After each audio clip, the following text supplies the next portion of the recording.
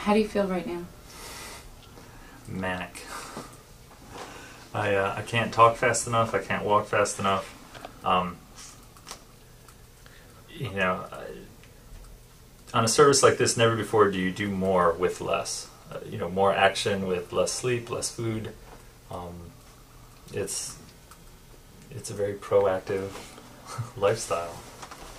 I have no sense of time.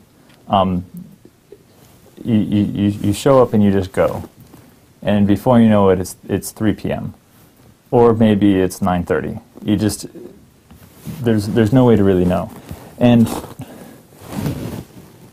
you know there's only one place in the hospital where there's a lot of windows, and that's the hallway that leads up into the operating room. And so that is where I sort of get my best vantage of, oh, is there a sun out? Is there a tornado?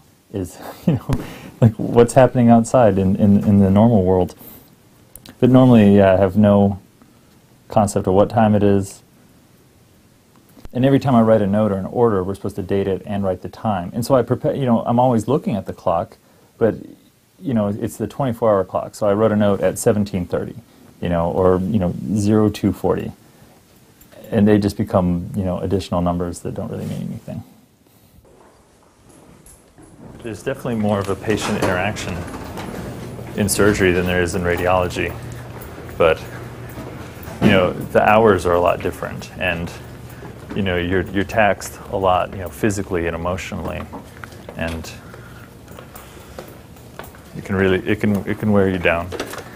Anything you put off dealing with now is going to flare up later, and so you can't necessarily be non-confrontational with, challenging patients or difficult patients. You sort of have to, be very honest and direct with them and lay it all out early. What treatment options are available to them and what you'd be willing to do, and what's sort of out of bounds.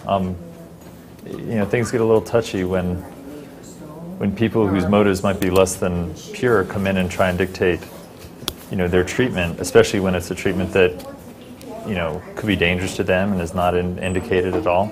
So, yeah, I'd rather have the difficult discussions with these people at 5 in the evening than, at 4 in the morning.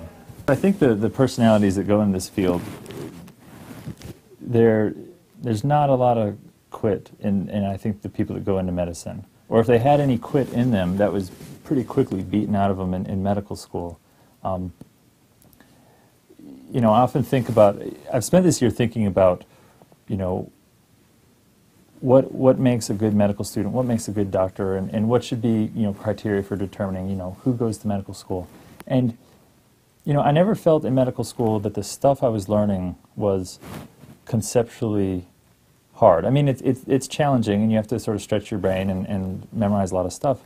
But the stuff conceptually is not difficult. It's the volume, and it's the amount, and it's being able to deal with the unreasonable expectation that you're going to learn all this stuff in an amount of time that is not enough time for any real person to learn it, and then you're going to be able to, act on it when people's lives hang in the balance.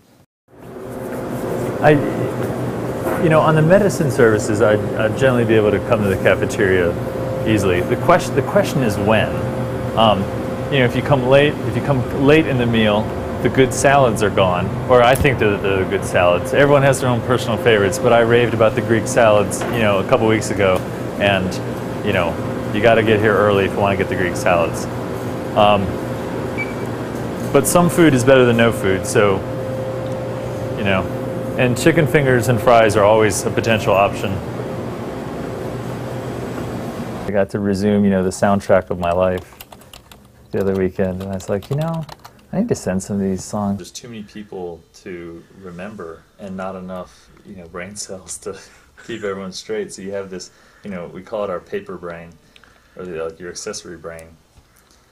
And so you're constantly updating this list, reminding yourself. Or, you ask, what happens in these grueling hours. You really do get called at 3 or 4 in the morning, and a nurse starts talking about patient so-and-so. And they always will generally ask or feel around like, do you know this patient? And, I usually say, sure, or 1 second, or, give me refresh my memory, and it doesn't take long, and then I know exactly what they're talking about. But names or room numbers, or they all blur together after a while. I've never felt like I was going to quit. I always feel like that this life is not ideal. There's never a moment where I'd want to be a resident, forever. I think the main relief is just that it's for 1 year, and that I know I can get through it. It's just a matter of putting my head down and going.